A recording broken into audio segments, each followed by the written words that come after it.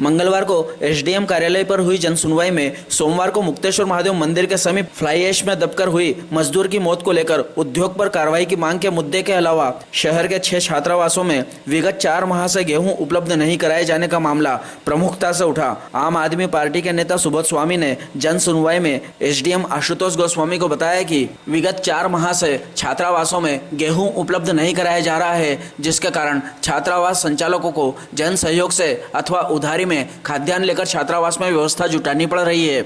श्री स्वामी ने चेतावनी देते हुए कहा कि 1 सप्ताह के भीतर अगर व्यवस्थाओं में सुधार कर शासन प्रशासन द्वारा छात्रावासों में राशन उपलब्ध नहीं कराया गया तो आम आदमी पार्टी जन सहयोग से नागदा शहर के 6 छात्रावासों में अध्ययनरत सभी छात्राओं के लिए अनाज की व्यवस्था नगर के नागरिकों से 1 मुट्ठी गेहूं एकत्रित कर छात्रावास में छात्राओं को उपलब्ध कराएगी। आज ही जारी करो उसको, आप बना के लोग पुटअप करो और कल तक इनको आपको चलो इनको प्रतिलिपि इनको भी दीजिए कि अपनी जारी की है। दूसरा सामने वाले बोली चाहिए यार, आपको मैंने बोला था आप नोट कर लिया करो यार। बताएं अभी कल जो घटना हुई है दुखद, वो जो राख के ढेर में युवक की उसमें धंसने से मृत्यु हो गई, वो एक बहुत गंभीर रूप से घायल। सबसे बड़ी बात तो एक मुक्तेश्वर महादेव मंदिर के समीप का स्थान है, वहाँ पर राख को इकट्ठे करने की अनुमति किसने दी? ग्रेसिम ने किस अनुमति के आधार पर उसको उन राख को वहाँ इतने टनों मीट्रिक टनों से राख डंप कर रखा हुआ? यह बारिश के दिनों में पूरी राख उसमें नदी में जाती है, नदी प्रदूषित होती है। लेकिन ये जो कल वाली जो घटना हुई है, इतनी बड़ी दुखद घटना सिर्फ और सिर्फ ग्रेसिम उद्योग की लापरवाही से हुई। उन्होंने बिना शासन प्रशासन की अनुमति से एक राख का ढेर बना दिया वहाँ पर, और राख की जो भी वहाँ पर हुई वो घटना के सीधे सीधे जिम्मेदार ग्रेसिम उद्योग प्रबंधन है।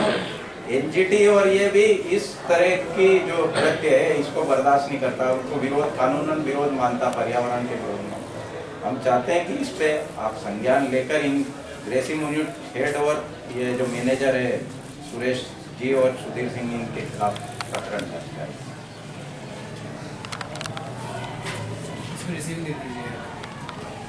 एक पिछले दिनों हमने एक ज्ञापन दिया था, ये जो बीपीएल राशन कार्ड धारियों का अनाज की, उसका असर ये हुआ है कि नागदा शहर में 6 छात्रावास जहाँ बालिकाएं अध्ययनरत हैं, उन 6 छात्रावासों में पिछले 4 महीने से गेहूं आवंटन नहीं हो रहा है।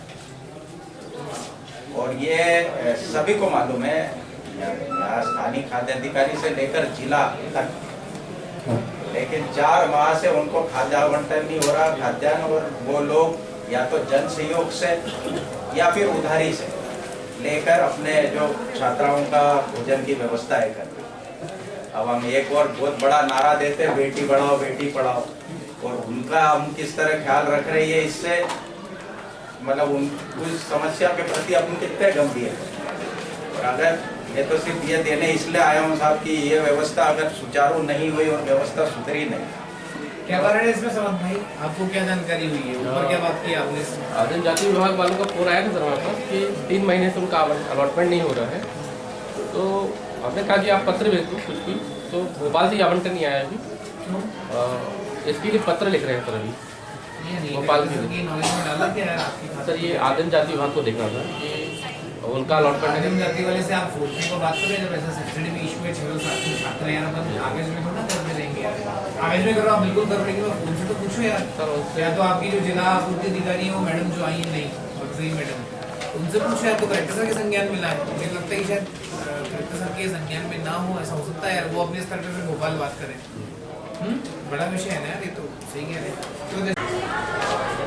कल एक दुखद घटना हुई है नागदा नगर में, मुक्तेश्वर महादेव मंदिर के पास में बिना अनुमति के ग्रेसिम उद्योग से जो फ्लाई ऐश निकलता उसका भंडारण वहाँ पर किया गया, कई मीट्रिक टनों से भंडारण किया गया, और उसमें दबने से अजय चंद्रवंशी की एक दुखद मृत्यु हुई है, और एक धर्मेंद्र है जो अभी तक बहुत गंभीर रूप से घायल है। इसका सीधे सीधे जिम्मेदार अगर कोई है तो ग्रेसिम उद्योग प्रबंधन है। शासन प्रशासन से बिना अनुमति लिए राख का ढेर इकट्ठा करना और उसके बाद उसकी कोई भी सुरक्षित व्यवस्था नहीं करना, ये अपने आप में ये बताता है कि ग्रेसिम प्रबंधन कानून का पालन किस तरह करता है। और जितने भी हमारे जनप्रतिनिधि हैं वो इस घटना के प्रति गंभीर तो है, लेकिन जो इस घटना के पीछे वाकई में जो उद्योग प्रबंधन है, ग्रेसिम उद्योग है, उसके खिलाफ कुछ बोलने को तैयार नहीं है। आज अगर ये दुखद मृत्यु चंद्रवंशी जी परिवार में हुई है तो उसका सीधा सीधा जिम्मेदार ग्रेसिम के यूनिट हेड और प्रबंधक है। हमने आज जन सुनवाई के माध्यम से अनुविभागीय अधिकारी महोदय से ये अनुरोध किया है कि इस दुखद घटना के जिम्मेदार ग्रेसिम उद्योग प्रबंधन के मैनेजर और अधिभोगी पर प्रकरण दर्ज किया जाए। दूसरा मामला ये है कि एक बड़े शर्म की बात है, शिवराज सिंह सरकार हो या भारतीय जनता पार्टी के सभी नेता बेटी बचाओ बेटी पढ़ाओ का नारा देकर समय समय पर बेटियों को लुभाने का ये नारा देकर आम जनता से वोट हासिल करने का काम करते हैं। ये सिर्फ नारा एक राजनीतिक प्रपंच बनकर रह गया है। नागदा शहर में 6 छात्रावास संचालित होते हैं, आदिम जाति कल्याण विभाग से लेकर शिक्षा विभाग तक के, और नागदा शहर के आसपास के ग्रामीण क्षेत्रों की बालिकाएं उसमें अध्ययन करती हैं, उन छात्रावासों में रहती हैं। विगत 4 माह से उन छात्रावासों में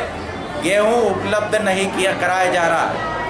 जो वहाँ की संचालिकाएं मैडमें हैं वो अपने संसाधनों से, अपने बलबूते पर या तो उधारी से या जन सहयोग से भोजन की व्यवस्था कर रही है, उनकी बालिकाओं की पूर्ति कर रही है। बड़े शर्म की बात है। और शासन प्रशासन की उदासीनता इस बात से सामने आती है कि 4 माह बीत जाने के बाद भी आज जब हमने अनुविभागीय अधिकारी महोदय को ये पत्र दिया, जब अनुविभागीय महोदय के संज्ञान में ये पूरा मामला आया, उन्होंने खाद्य अधिकारी को निर्देशित भी किया, आक्रोश भी प्रकट किया, लेकिन बच्चों के साथ में इस तरह का व्यवहार, और वो अभी इस समय जब उनकी फाइनल एग्ज़ाम अंतिम जो परीक्षा है वो नज़दीक आ रही है, ऐसे में बच्चों को आप भोजन की व्यवस्था सुचारू रूप से नहीं कर पा रहे हैं। ये बड़े शर्म की बात है। अगर शासन प्रशासन एक सप्ताह के भीतर बच्चों के भोजन की व्यवस्था की पर्याप्त व्यवस्था नहीं करता, सुचारू रूप से संचालित नहीं करता है, तो आम आदमी पार्टी नागदा नगर में नागरिकों से जन सहयोग कर मुट्ठी भर अनाज ले लेकर उन सारे छात्रावासों को उपलब्ध कराएगी। ये हम उनको वचन देते हैं। शासन प्रशासन अपना काम करे, अगर नहीं करेगा तो हम करेंगे।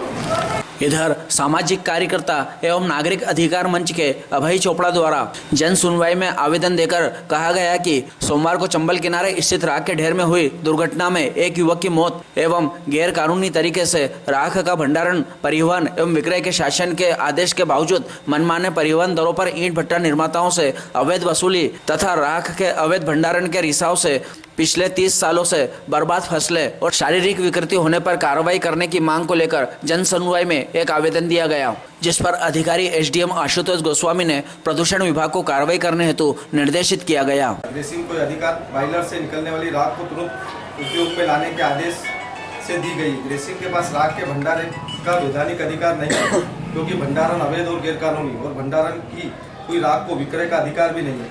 अवैध भंडारण और विक्रय प्रदूषण अधिनियम में गंभीर अपराध है। ग्रेसिम इस अवैध भंडारण को वर्षों से संरक्षित किए हुए है। इसी भंडारण की राख चंबल नदी में मिलकर 23 गांवों में भीषण जल प्रदूषण और जल जनित बीमारियां फैला रही है। शासन के आदेशों के विपरीत गैर कानूनी भंडारण और विक्रय तथा 24 गाँवों में जानबूझकर जल प्रदूषण फैलाना गंभीर अपराध है। अतः राख के मुक्तेश्वर महादेव पर गैर कानूनी संग्रह, परिवहन, विक्रय पर आपराधिक प्रकरण पंजीबद्ध किया जाए। यह कि संलग्न समाचार पत्रों में छपी खबर के अनुसार इसी अवैध राख के ढेर परिवहन और विक्रय के चलते एक श्रमिक की मृत्यु हो गई और 2 घायल हो गए, जो कि जानबूझकर दुर्घटना का कारण। अतः दोषियों के विरुद्ध सदोष हत्या का शीघ्र प्रकरण पंजीबद्ध किया जाए। यह है कि गैर कानूनी और अवैध परिवहन और विक्रय के अपराध में मुख्य प्रभावशील आरोपियों को बचाकर छोटे मोटे लोगों को चोरी का मामला बनाकर फंसाकर कार्रवाई की जा रही है। घटना प्रदूषण जैसे महत्वपूर्ण मामलों से जुड़ी हुई है, अतः आप नागदा नगर के अनुविभागीय अधिकारी होने के नाते प्रदूषण विभाग के अधिकारियों से जांच करवाकर कार्रवाई की जा रही है और सत्ताधारी दल के नेताओं के दबाव में आकर प्रकरण को रफा दफा न किया जाए। हमारा एक 1199 राग बेचते हैं, जबकि गवर्नमेंट का प्रति किलोमीटर प्रति का ट्रांसपोर्ट का रेट फिक्स है। तो 1199 पर लेके धोखाधड़ी कर रहे हैं सर, तो इनके खिलाफ एक तो जांच करवाई जाए सर। दूसरा हमारा ये मैटर है सर कि ये जो राग है ना 24 गाँव में जो राग ऋषि है ना सर, जैसे वायु का कोई प्रदूषण नहीं है, नागदा में भी महंगा हाथ पे महंगा होते हैं, सब परेशान होते हैं, लेकिन नागदा पूरे में एक भी नहीं।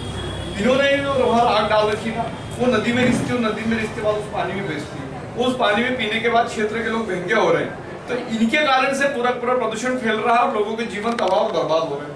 तो इनके खिलाफ प्रदूषण विभाग से बुलवार कार्रवाई की जाए। तीसरी बात, ये मामला प्रदूषण विभाग का, प्रदूषण विभाग पूरी जांच करके और पुलिस को दे कि भैया ये प्रदूषण विभाग में इसने अपराध किया है, तो प्रदूषण के अधिकारियों को पहले जांच करना सर। इसमें ये डायरेक्ट पुलिस जांच कर रही है, हम चाहते हैं कि डायरेक्ट पुलिस जांच नहीं करे, पहले प्रदूषण विभाग अपनी जांच करे। इनको भंडारण का अधिकार नहीं है, इनको ट्रांसपोर्टेशन का अधिकार नहीं है, इनको विक्रय का अधिकार नहीं है। आज अखबारों में बड़े भोंडे तरीकों में छप रहा था कि पुरानी राग से बहुत अच्छी ईंटें बन रही है। अखबारों में छप रहा है 1199 रेट में बेच रहे हैं, अखबारों में छप रहा है, सारे एविडेंस खुलेआम सब, ये मतलब खुलेआम बेईमानी हो रही है। और प्रशासन को इसमें खुद इनिशिएटिव लेना चाहिए इस खुलेआम बेईमानी को। ये सब हमारा एनजीटी क्या बोलता है कि राख इकट्ठी नहीं हो, इसका प्रदूषण नहीं फैले, इसके लिए तुरंत ईट भट्टा वाले को सबको जो एक्चुअल यूजर उसके साथ बढ़ जानी चाहिए। और इन्होंने 30 साल से गैर कानूनी तरीके से वहां पे राख रख रखी सर, गैर कानूनी तरीके से प्रदूषण का जहर रख रखा वहां पे, लोगों का जीवन खराब कर रहे हैं सर। ये तो 30 साल से राख रखने का इन पे प्रदूषण का केस बनाया जाए सर। ये बहुत बड़ा अपराध है सर। वो अपना तो कुछ नहीं, लेकिन जिनके बच्चे महंगे हो गए, जिसके हाथ पैर खराब हो गए, जिनकी जिंदगी इन्होंने तबाह कर दी इनके पीछे।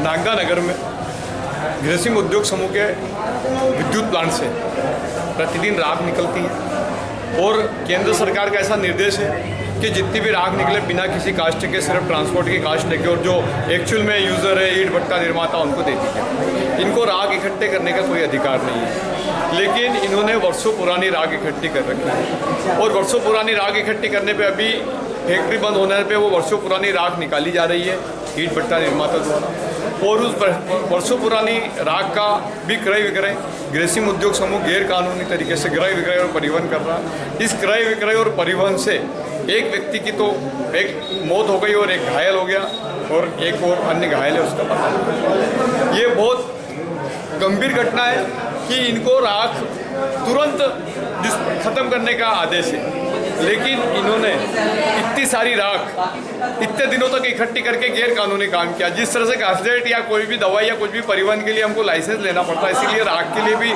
इनके पास कोई लाइसेंस नहीं है। इनकी जगह है वो भी अपनी जगह नहीं है, न उनके पास परिवहन का लाइसेंस है न विक्रय का लाइसेंस है, जबकि एक एकत्रीकरण कर रहे हैं, परिवहन भी कर रहे हैं और विक्रय भी कर रहे हैं, सारे गैर कानूनी काम कर रहे हैं। प्रशासन की साठगांठ से पिछले 30 वर्षों से लगातार गैर कानूनी काम ये करे जा रहे हैं। हमारी ये मांग है कि अगर ये इकट्ठे नहीं करते तो वहाँ पे राख लेने नहीं पहुँचते, और राख लेने नहीं पहुँचते तो किसी घर का परिवार का दीपक नहीं पूछता, इसलिए इन पे हत्या का केस दर्ज किया जाए। दूसरा हमारा ये कहना है कि ये जो राख है, इससे राख से जो 24 गाँव में प्रदूषण है, वो मुख्य कारण इन्होंने जो एकत्र करी राख उसका है। क्योंकि पूरे नागदा में ले लो, किसी को भी हाथ पैर बेंगा होना या जो 24 गांव में बीमारी, ऐसी बीमारी आज तक नहीं हुई, न गैस से बीमारी हुई न किसी बीमारी हुई। लेकिन ये जो राख जो रीस के और पानी के सारे नदी में उन गाँव में पहुँच रही है, तो गाँव की फसल खराब कर रही है, गाँव के व्यक्ति के जीवन को खराब कर रही है और गाँव का पानी खराब कर रही है। तो ये जो राख है यही इतनी बड़ी बीमारी का कारण है। और हमारा ये कहना है कि इतनी बड़ी बीमारी के दोषी भी ग्रेसिंग को माना जाए,